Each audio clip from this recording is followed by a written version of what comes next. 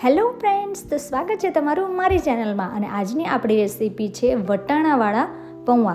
તો એટલા ટેસ્ટી બનવાના છે ને, તો ચાલો રેસીપી સ્ટાર્ટ કરી લઈએ. તો સૌથી પહેલાં આપણે આ કાણાવાળા વાસણની અંદર પૌવા લઈ લેવાના છે. જે આપણે રેગ્યુલર પૌવા લઈએ છીએ ને એ જ પૌવા છે. તો જો આ રીતે અંદર કોઈ કચરો ન હોય એનું ખાસ ધ્યાન રાખવાનું છે. હવે મેં અહીંયા સૌથી પહેલાં વાસણની અંદર આ કાણાવાળો વાટકો રાખી દીધો હતો અને એની અંદર આપણે 2 થી 3 ગ્લાસ જેટલું પાણી એડ કરી પૌવાને ધોઈ લીધા હતા. જો આ રીતના મેં તમને ખાલી બતાવું છું કે પૌવામાં કેટલો કચરો હોય છે ને, એટલે પૌવાને ખૂબ સરસ રીતે પહેલાં તો ધોઈ લેવાના છે કે જેથી પૌવાની અંદરનો બધો કચરો છે એ નીકળી જાય. તો પહેલાં મેં જો આવી રીતે ધોયા અને જુઓ તો ખરી કચરો તો કેટલો બધો હોય છે પૌવામાં. તો હવે હું શું કરીશ, એને જે આપણે નળ છે ને એની નીચે રાખીને જ મેં તો પહેલાં ધોઈ લીધા છે. તો હવે એને આપણે એક બાજુ મૂકી દઈશું અને હવે આપણે વઘાર કરી દઈએ પૌવાનો. તો એક પેનની અંદર તેલ લઈ લેવાનું છે. તેલ માપે લેવું જેથી પૌવા છે વધારે ઓઇલી ન લાગે. ત્યારબાદ મેં અહીંયા રાઈ એડ કરી લીધી છે અને રાઈની સાથે મેં અહીંયા સિંગદાણા એડ કરી લીધા છે. હવે આપણે જીરું એડ કરી લેવાનું છે. તો રાઈ અને જીરાની સાથે સાથે આપણે સિંગદાણા છે એ પણ સરસ રીતે ફ્રાય થઈ જશે. હવે અહીંયા મેં હિંગ લઈ લીધી છે. હવે આ રીતે આપણે ચલાવતા જઈ સિંગ છે એને સારી રીતે તળી લેવાની છે. તો સિંગ તળાઈ ગઈ છે. હવે આપણે એમાં એડ કરીશું 1 ચમચી જેટલી વરિયાળી. વરિયાળીથી ટેસ્ટ એટલો જ સરસ આવે છે પૌવામાં. હવે આપણે ઉપરથી મીઠા લીમડાના પાન અને અહીંયા મેં ઝીણી સમારેલી ડુંગળી અને બટેકા એડ કરી દીધા છે. તો આપણે એને સારી રીતે તેલ સાથે મિક્સ કરી લઈશું. ત્યારબાદ અહીંયા મેં વટાણા લીધા છે. તો વટાણા એ તમે ઓપ્શનલ છે પણ નાખશો ને તો વધારે ટેસ્ટી લાગશે. અને પૌવામાં વરિયાળી એડ કરશો ને તો વરિયાળીનો ટેસ્ટ છે ને એ પૌવામાં એટલો સરસ લાગે છે ને કે જો તમે એકવાર આ બનાવશો આ રીતથી, એટલે કે વરિયાળી એડ કરી, તો તમે જ્યારે પણ પૌવા બનાવશો ને ત્યારે વરિયાળી ચોક્કસથી એડ કરશો.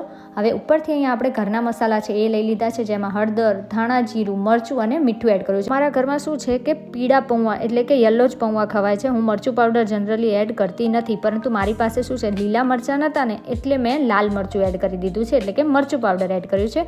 હવે બધું સરસ રીતે મિક્સ થઈ ગયું છે. તો ઢાંકણ ઢાંકી બટેકા સોફ્ટ થાય ત્યાં સુધી આપણે એને ચડવા દેવાનું છે.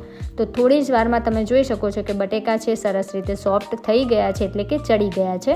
તો હવે આપણે એની અંદર 2 ચમચી જેટલી ખાંડ એડ કરી લીધી છે અને લીંબુનો રસ એડ કરી દીધું છે, તે જેના લીધે આપણા પૌવા છે એકદમ ખાટા મીઠા બનશે. તો બધું છે સરસ રીતે મિક્સ કરી દઈએ, એટલે કે જ્યાં સુધી ખાંડ આપણી ઓગળે નહીં ત્યાં સુધી આપણે એને થવા દઈશું.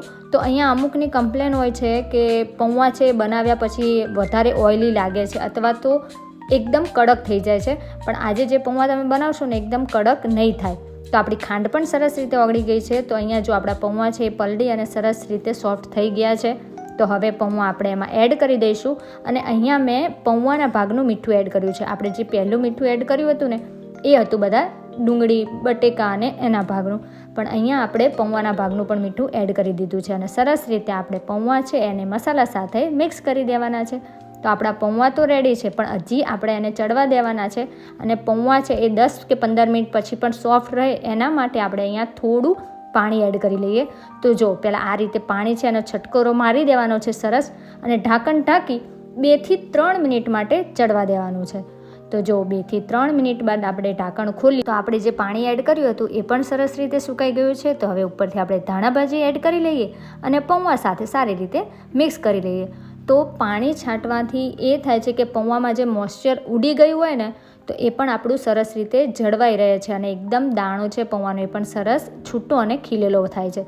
તો જો અહીંયા આપણા પૌવા છે એ સરસ રીતે રેડી થઈ ગયા છે.